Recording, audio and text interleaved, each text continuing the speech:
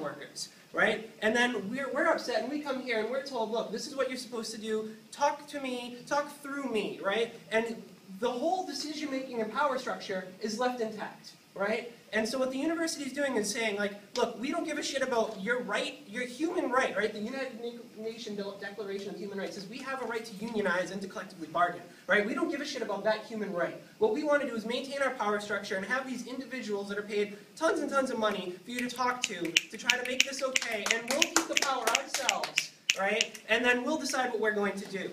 All right, and it's this whole good cop, bad cop thing because, you know, again, nothing. It's not personal. It's about as your institutional role, right? Meanwhile, we're facing lockdown in here, right? And so basically, your role here is as like a hostage negotiator, and this is the problem. This is why people were pepper sprayed, is because when 40 students get together and act pissed off because their university is going to shit, right? It's becoming not accessible, right? We're misusing the money, and we're paying top administrators ridiculous amounts of money while classes are getting bigger and the service workers' pension funds are getting cut, right? And so we show up and we're pissed off about this because we have no actual democratic channels, right?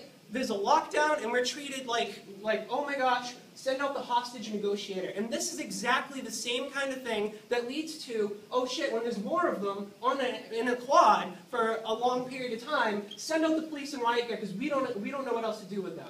Right? And it's because of this power structure in the institution. That is what's going on. So whether you as an individual are going to do any of this, whether the follow-through happens, it doesn't matter because the whole point here is structural and institutional.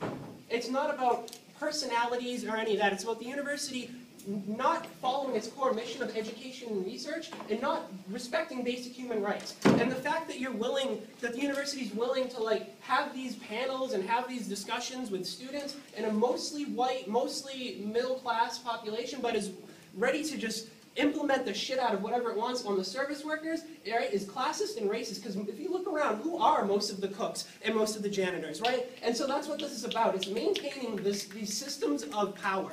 And that's why I think this whole thing is just really just a bunch of bullshit. Yeah!